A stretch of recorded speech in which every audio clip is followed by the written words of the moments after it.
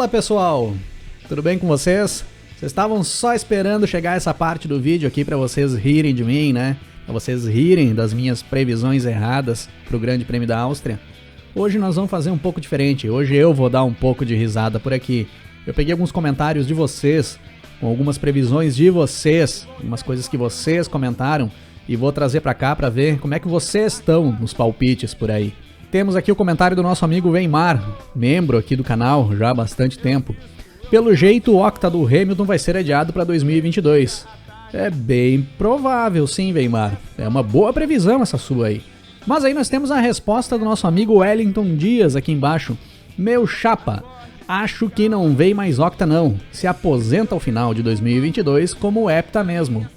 Ô Wellington, o Lewis Hamilton ficou só esperando tu escrever esse comentário aqui, e quando ele leu esse teu comentário, ele correu pro escritório da Mercedes e foi renovar até o final de 2023. Não tá muito bem de previsão aí, Wellington. Não, nada a ver, irmão. Vinícius Nascimento, acha que o Charles Leclerc vai fazer outro piloto abandonar de novo? Ih, Vinícius, Leclerc não fez ninguém abandonar no Grande Prêmio da Áustria, cara. Tu tá muito mal de palpite. Eu vou te dizer que talvez ele até tenha se esforçado um pouquinho pelas batidas de roda que ele andou dando ali no meio da corrida. Mas não fez ninguém abandonar, cara. Tu tem que rever esses teus palpites aí, Vinícius. Comentário do André Farias. Se continuar assim, na próxima Inglaterra, vai ser complicado. Pérez só não foi pódio por erro nos pits. Essa semana que vem, vão tentar dobradinha da Red Bull com certeza. Pô, André, essa tua previsão foi bem interessante, só que esqueceram de avisar o Pérez, cara. Esqueceram de avisar o Pérez. Leram esse teu comentário aqui, prepararam tudo, mas não avisaram o mexicano. Aí fica difícil, aí os caras estão te quebrando também, né? Marcos Fagner. Senna com 61 anos e na McLaren chegava em terceiro, pelo menos. Ó o André Farias de novo aqui. Muito massa o começo do vídeo, você se zoando por estar errado, você é muito bom. Não, André, você tá enganado, eu tô zoando vocês. É verdade. Davi Fontinelli. Cris, tá igual a mãe de Ná pra fazer previsão, não acerta uma. Ô Davi, eu errei no máximo umas 4 ou 5 previsões das que eu fiz, das 6 que eu fiz.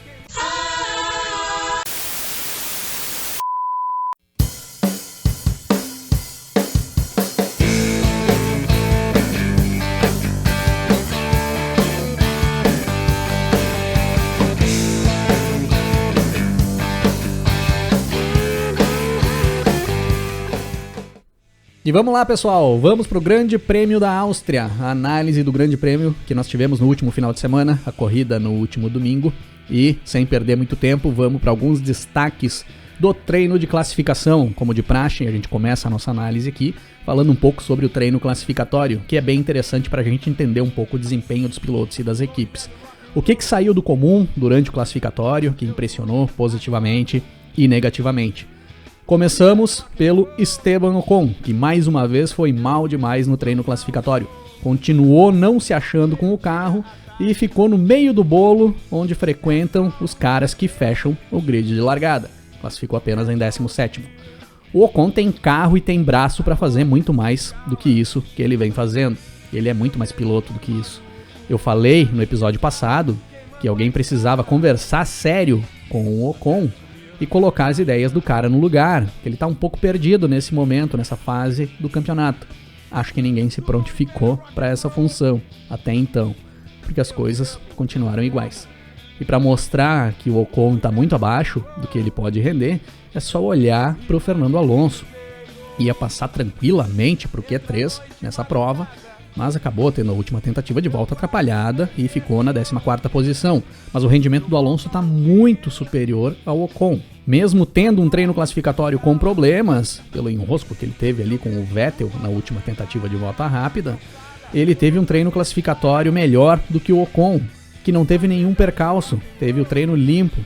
Então vem sendo um desempenho muito superior do Alonso ao Ocon nas últimas provas. E já aproveitando aqui para falar sobre o incidente entre o Vettel e o Alonso no final do Q2, que na realidade não foi só entre o Vettel e o Alonso, foi entre uma fila de pilotos e carros ali naquele momento e o Alonso. E na minha opinião o Vettel acabou sendo vítima também do que aconteceu ali.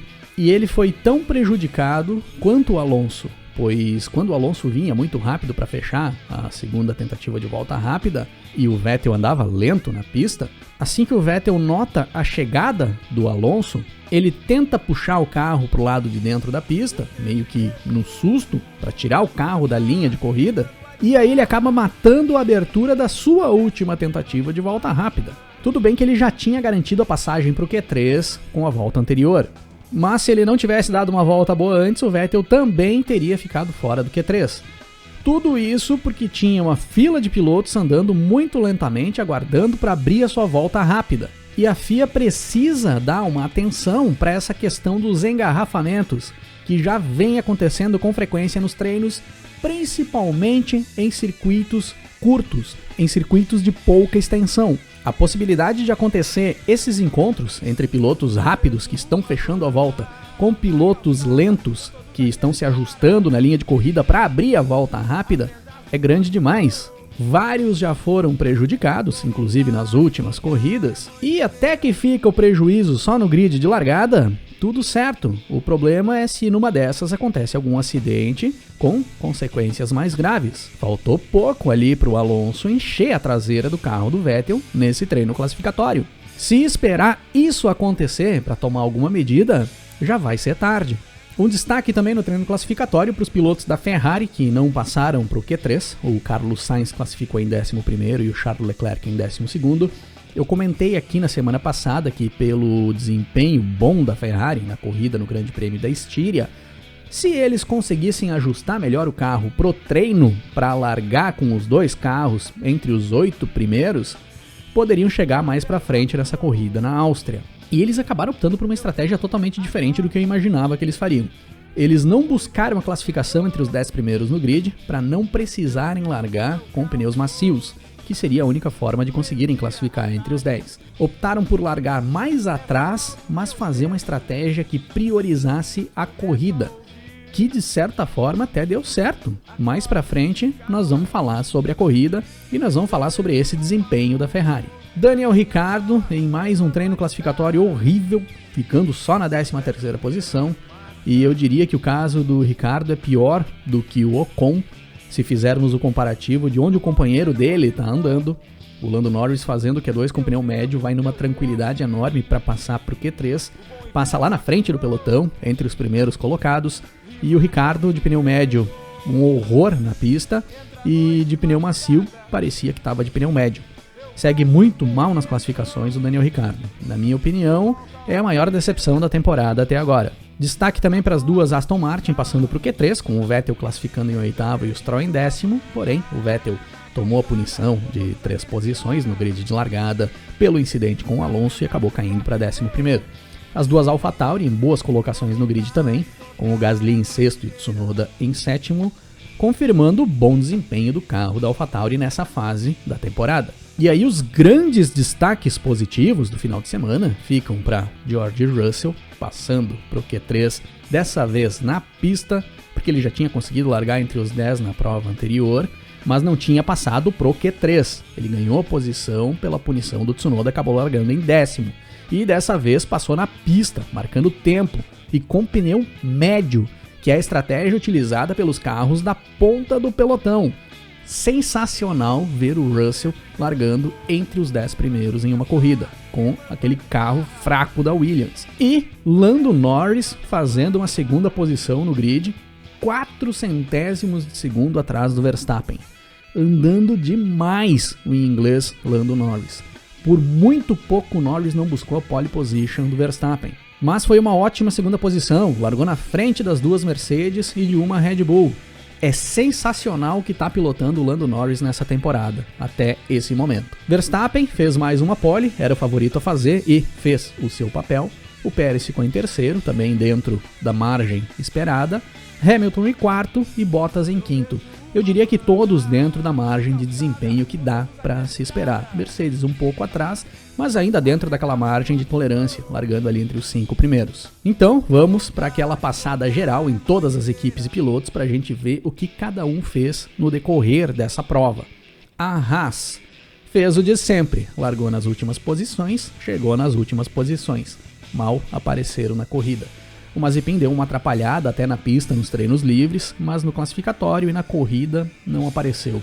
Acabou tomando uma punição no final da prova por não obedecer a bandeira amarela na última volta. Mick Schumacher mal apareceu também. Foi a Haas padrão da temporada de 2021. Largou nas últimas posições, terminou nas últimas posições. A Williams. O Latifi fez o normal, classificou só na frente da Haas, na 17ª posição, e na corrida chegou na 16ª. Tomou punição também, de tempo, no final, por não tirar o pé na bandeira amarela na última volta. Pouco apareceu durante a prova, normal do Latifi. Já o seu companheiro de equipe, George Russell, além de passar pro Q3, classificar em 9º e largar em 8º após ganhar a posição pela punição do Vettel, fez uma boa corrida dentro das possibilidades, considerando que o carro podia entregar. Não largou bem, perdeu posições na largada, mas depois ficou rodando ali próximo à 10ª posição e brigou pela 10ª posição até o final da corrida, quando foi superado pelo Fernando Alonso, faltando 4 voltas para a prova acabar. Acabou perdendo ali no finalzinho a chance de marcar o primeiro ponto pela Williams na Fórmula 1. Mas considerando o carro que tem em mãos, chegar em 11º é um bom resultado para o Russell. Mais uma boa corrida do Russell em 2021. Alfa Romeo.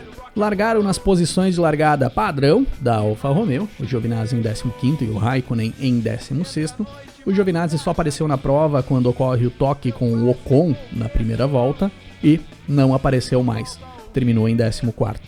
O Raikkonen largou com pneu duro, fez uma estratégia invertida de fazer um primeiro stint maior e até fez uma corrida interessante no decorrer da prova. Mas aí chega a última volta e o Raikkonen dá uma balroada no Vettel, quando não se disputava praticamente mais nada ali naquele momento. O que deu no Raikkonen ali naquele momento? O Vettel já estava bem na frente dele, não tem como ele não ter visto o Vettel.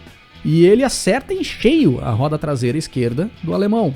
Deu uma bobeira enorme o Raikkonen na última volta da prova. Parece bem aqueles apagões que dá nele de vez em quando.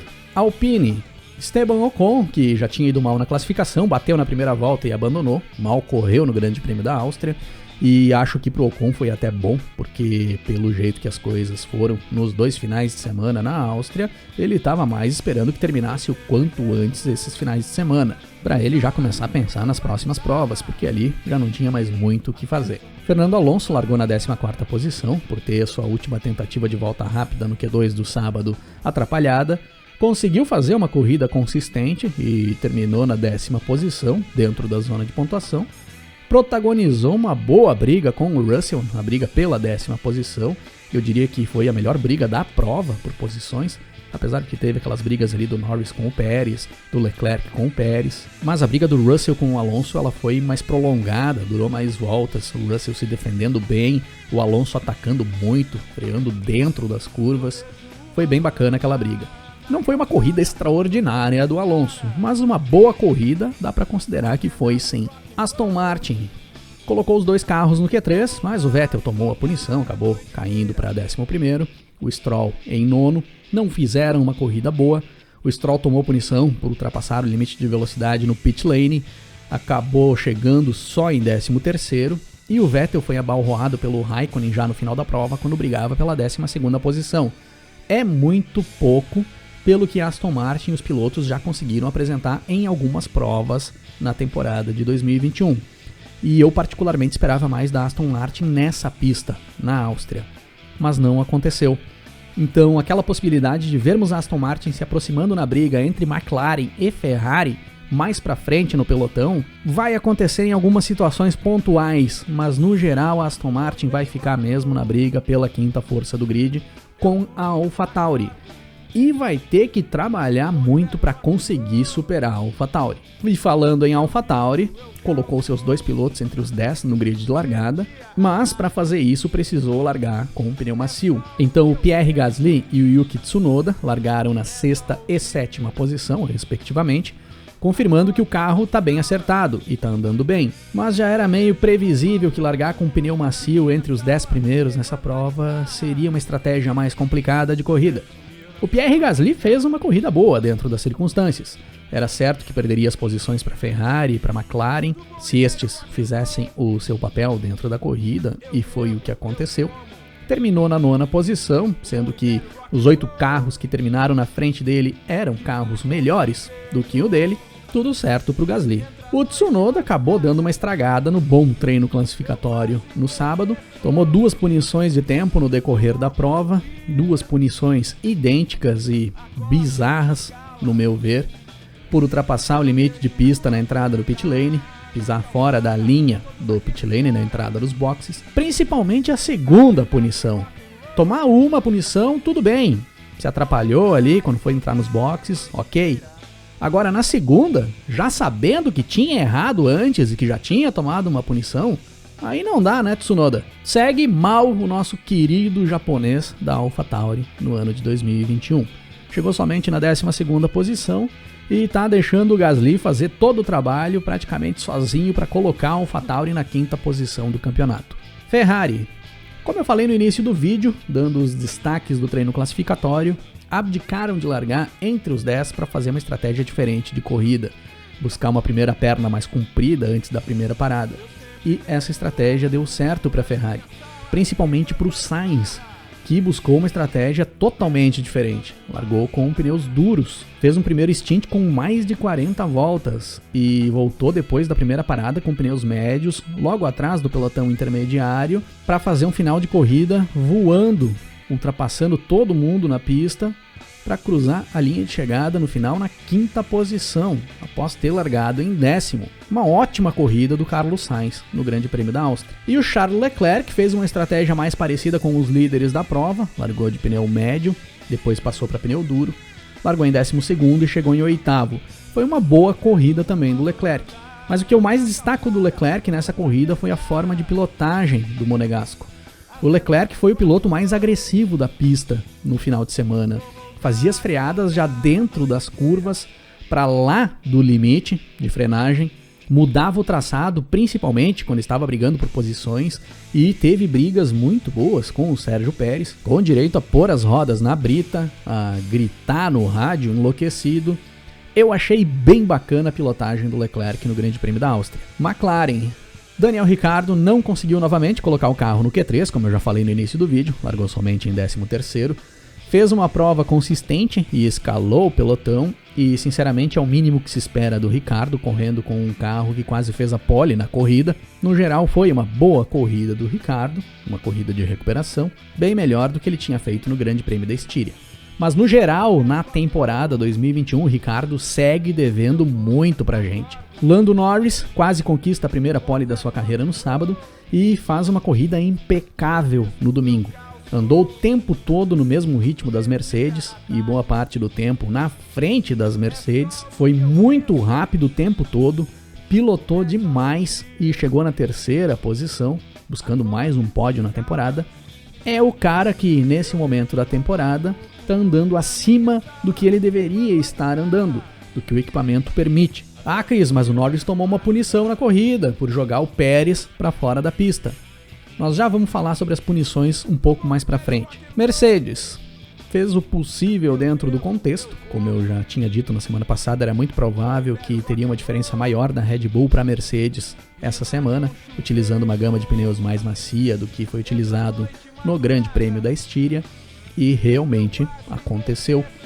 Hamilton largou em 4º com o Bottas em 5º, fizeram uma corrida boa dentro do possível, tirando a subida exagerada do Hamilton na zebra, que acabou danificando o carro e acarretou em perda de desempenho já na parte final da corrida. O Bottas terminou na 2ª posição, o Hamilton terminou em 4º. Considerando a superioridade que a Red Bull tinha na pista, foi uma corrida dentro do padrão para a Mercedes. Terminaram dentro da margem de posições que era permitido terminar. Red Bull fez um final de semana perfeito com o Verstappen, pole position, volta mais rápida e vitória liderando de ponta a ponta. O Verstappen simplesmente pegou o melhor carro do grid no final de semana e fez uso dele como um grande piloto deve fazer. Um ótimo trabalho do holandês. Sérgio Pérez. Por toda a superioridade que o carro da Red Bull demonstrou ter em relação ao carro da Mercedes no final de semana, o mínimo que se esperava do Pérez era um pódio. Todo mundo achava que seria uma dobradinha da Red Bull nesse final de semana. Mas tudo bem, se caso não fosse uma dobradinha, chegar em 3º pro Pérez nessa corrida já seria um bom resultado. Teve a corrida prejudicada na tentativa de ultrapassagem em cima do Norris no início da prova, quando vai para a brita e perde várias posições. E na minha opinião, ali o Pérez foi um pouco afobado, ele tinha um carro melhor do que o Norris e ele podia ter recolhido o carro ali naquele momento e ir para cima um pouco mais adiante. Era questão de 1 ou 2 voltas e ele passaria tranquilamente o Norris. Era só chegar mais cheio, mais inteiro para fazer a ultrapassagem do que ele tinha chegado ali naquele momento. Então, na minha opinião, ele errou ali, caiu lá para a 10ª posição e depois disso ele não conseguiu andar bem. Ficou lá para trás, ficou enrolado no meio do pelotão. Acabou tomando 2 punições na briga com o Leclerc e tomou as punições sabendo que seria punido, porque a equipe já devia ter avisado ele que o Norris tinha sido punido por fazer aquela manobra em cima dele. E ele faz exatamente as mesmas manobras em cima do Leclerc, ou pelo menos muito parecidas, sabendo que tomaria punição. Aí não, né, Pérez? Foi uma corrida ruim do mexicano no Grande Prêmio da Áustria. E as punições, pessoal, que os comissários deram para o Norris e para o Pérez. O Norris e o Pérez disputaram a 2ª posição do pelotão no início da prova. Nessa briga, o Pérez fez uma tentativa de ultrapassagem por fora, em cima do Norris. O Norris defendeu a posição alargando a curva, mas dentro do traçado normal de corrida. O Pérez ficou sem pista e botou as rodas na brita.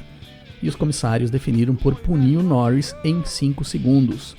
Por ele não ter deixado espaço suficiente para o carro do Pérez na pista. Depois, já no final da corrida, o Pérez e o Leclerc têm uma briga muito parecida, com o Leclerc tentando passar o mexicano, e aí é o Leclerc que fica sem pista e bota as rodas na brita. Isso por 2 vezes, e aí o Pérez toma 2 punições de 5 segundos. Não foram 3 manobras exatamente iguais, elas tiveram as suas diferenças e talvez essas diferenças até abram margem para a discussão de que alguma poderia ter sido punida, outra não. Enfim, eu não vou me apegar aos detalhes, eu vou falar no geral aqui sobre essas penalizações nas disputas por posição. Na minha opinião, foi uma palhaçada. A FIA já vem engessando as corridas com o passar do tempo, com a aplicação de algumas punições, como as punições para quem excede os limites de pista, as punições pelas trocas de linha para defender posição.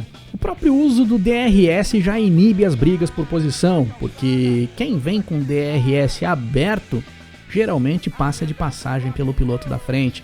Não dá muita possibilidade do cara da frente se defender. E agora estão inventando mais punições em manobras que envolvem disputa de posições na pista. Utilizando a primeira manobra da corrida, entre o Pérez e o Norris, onde os dois ficaram lado a lado, batendo roda para brigar pela posição, o Pérez por fora, colocando o carro na linha externa, fica nítida ali a possibilidade de que o cara vai ficar sem espaço para concluir a manobra se o Norris defender bem a posição. E é isso o que acontece. E é isso que já aconteceu várias vezes sem que houvessem punições.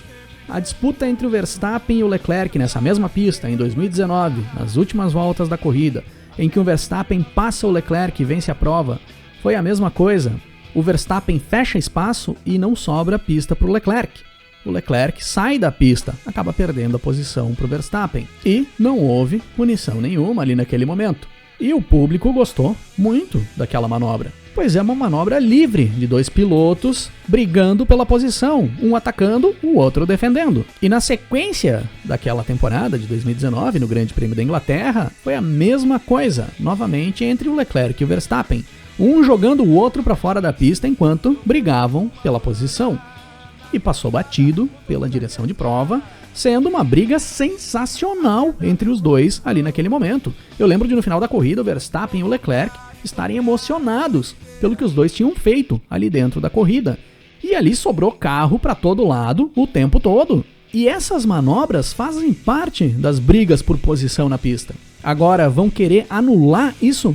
Na minha opinião, as punições elas devem ser dadas quando um piloto utiliza um recurso extra para levar vantagem sobre o outro piloto, como cortar a pista para fazer ultrapassagem, ou tocar o carro do rival propositalmente para deslocar ele na pista, tirar o equilíbrio do cara e conseguir fazer a ultrapassagem, ou quando um piloto coloca a integridade dele e de outros pilotos em risco, com manobras perigosas. Aí, tudo certo, tem que haver punições. Mas numa briga por posição, onde os carros disputam lado a lado, um defendendo e o outro atacando, sem manobras bruscas, manobras sujas, sem empurrar propositalmente. Isso é uma disputa de corrida. Se isso não for permitido e os pilotos tiverem que aceitar as ultrapassagens sem defender para não tomar a punição, não tem mais disputa. Vocês lembram bem daquela disputa entre o Gilles Villeneuve e o René Arnoux no Grande Prêmio da França de 1979, certo? É considerada uma das melhores disputas por posição na história da Fórmula 1, se não a melhor disputa por posição, pois foi uma briga que durou as 4 voltas finais da corrida. Pois bem, imaginem aquelas 4 voltas finais do Grande Prêmio da França de 1979 se houvessem punições por não deixar espaço para o rival. O Villeneuve e o Arnoux levariam uma semana de punição de tempo no final da prova. Ou então, sabendo que seriam punidos, eles não teriam brigado pela posição na pista e nós não teríamos presenciado aquela obra de arte do automobilismo mundial que os dois fizeram naquele Grande Prêmio da França de 1979. E pelo visto, é isso que a FIA está querendo fazer com a Fórmula 1 com o passar do tempo. Inibir as disputas por posição. E se inibirmos as disputas, aí nós teremos simplesmente um trânsito de carros na pista. Aí eu vou aqui na janela de casa e fico olhando os carros passar na rua, que vai ser a mesma coisa.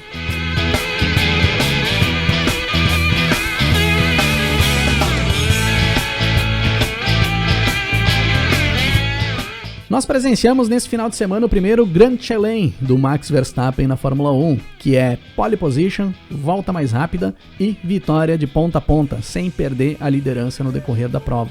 O Verstappen entrou na seleta lista de 25 pilotos que possuem Grand Chelem na história da Fórmula 1. E considerando o desempenho da galera no final de semana, como que ficou a banda do Grande Prêmio da Áustria de 2021, aqui do Rock and Race? Na banda dessa semana nós temos o espanhol Carlos Sainz na bateria, após executar com perfeição a estratégia da Ferrari para subir o pelotão e chegar na 5ª posição.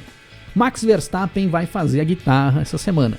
Tinha tudo para ser o frontman da banda pelo final de semana perfeito que fez. Mas o frontman da banda vai ser um cara que, na minha opinião, tá andando quase acima da perfeição. Lando Norris faz baixo e vocal do Grande Prêmio da Áustria de 2021. Nós temos ali de canto, nos backing vocals, Valtteri Bottas, Charles Leclerc e George Russell, que também fizeram um final de semana bem interessante. Em compensação, nós temos 2 caras que se superaram negativamente no final de semana e que vão ficar encarregados do serviço pesado. Carregar as caixas de som, carregar a van da banda, montar o palco. Kimi Raikkonen e Yuki Tsunoda. Quem sabe pegando um pouco no pesado, eles esfriam a cabeça e voltem melhores para a corrida em Silverstone daqui a 2 semanas.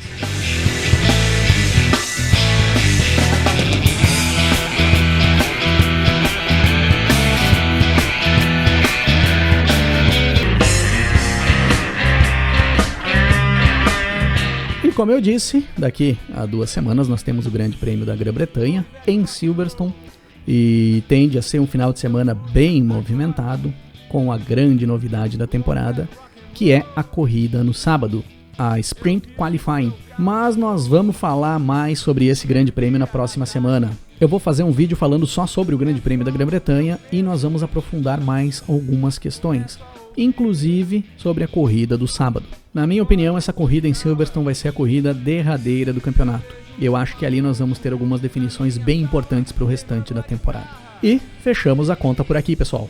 Obrigado a quem assistiu o vídeo. Se curtiu, deixa um like e se inscreva no canal, se ainda não se inscreveu.